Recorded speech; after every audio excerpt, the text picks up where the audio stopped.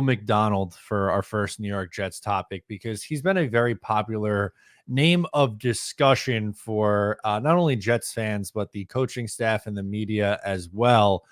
And something that's come up recently, pointed out by Rich Cimini, who covers the Jets for ESPN, was when Will McDonald was drafted. He talked about wanting to play at closer to 250 pounds as an edge rusher.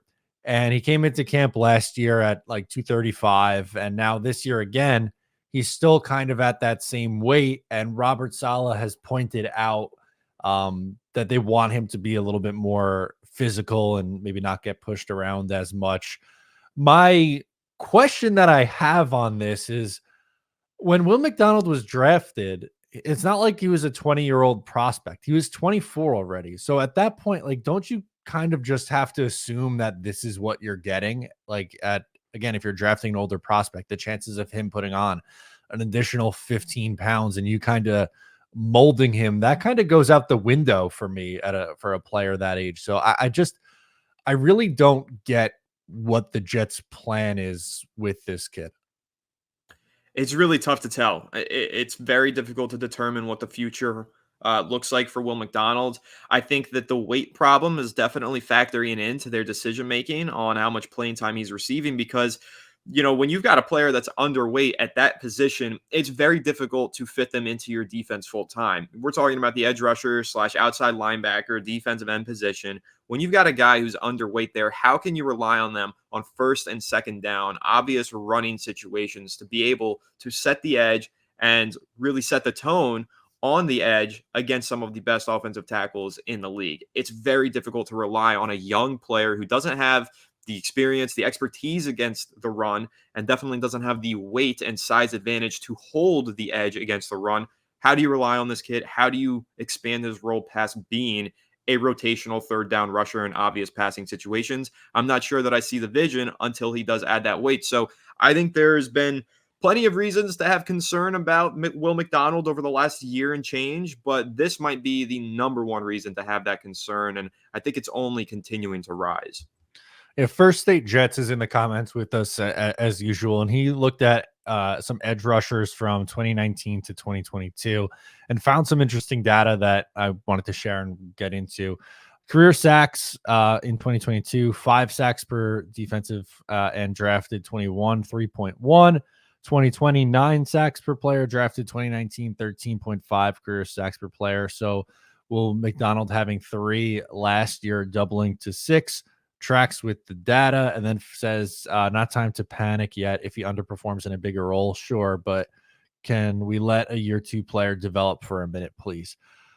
That's kind of in a way where I am. I'm probably a little bit more concerned than First State Jets is here, but I'm not to the point where, like, if I had Will McDonald stock, I'd be selling it, because I still think he's someone who could be very productive in a exclusive pass rushing role in obvious situations. Last year, he played 19% of snaps, still had 3 sacks, and looked pretty good in those limited roles. But I just don't know how much the Jets envision playing him. My thought was maybe he's closer to 40 to 45% this year, and is maybe hanging out between 7 and 10 sacks in that third down pass rusher role that Bryce Huff was in, a few years ago with the Jets. But I don't know. The Robert Saleh continuing to bring up the weight makes me think that maybe they don't feel comfortable giving him that bigger role just yet.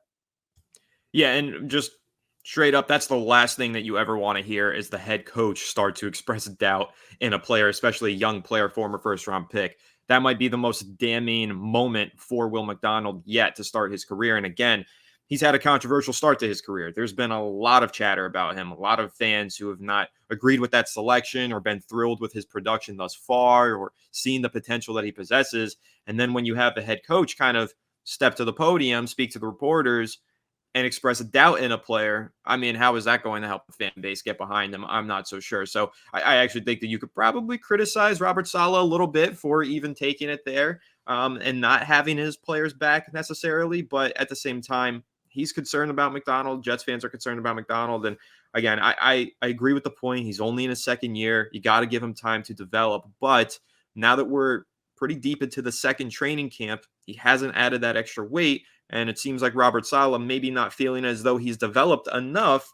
The concern can be there. Like, it's justified now that you're in year two and you're not seeing those signs of progress and feeling comfortable with Will McDonald going into his second season.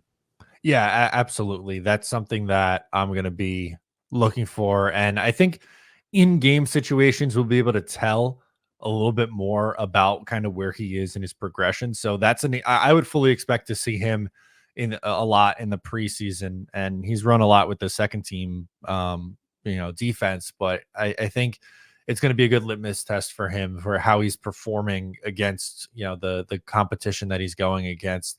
Um, can he hold up in the run game? Is he getting pressure still, or is he getting pushed around by some of the bigger offensive linemen?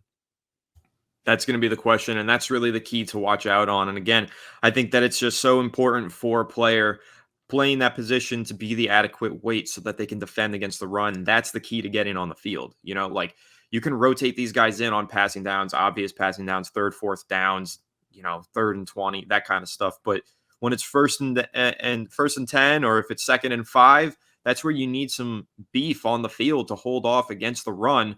And if you don't have that ability to stand in there and hold firm against some of these strong offensive tackles and make plays against the run, you're ultimately going to struggle to see the football field. And I think that's what is going to hold Will McDonald back from becoming a full-time player for the Jets. Yeah, exactly. And, especially it's going to depend on the Hassan Reddick situation, like when he ends up showing up. It's, for day 14 now, and the fines are racking up, but he's still not in attendance. Jermaine Johnson is obviously someone that they like a lot and is going to play. But Michael Clemens is a name we mentioned is getting talked about a lot, and there's been other names of guys coming in and making plays. So not a guarantee that Will McDonald is going to have a ton of playing time. He's going to have to earn it. And for me, again, I think it's going to be exciting to see how he performs in these preseason games, specifically the first upcoming one against Washington.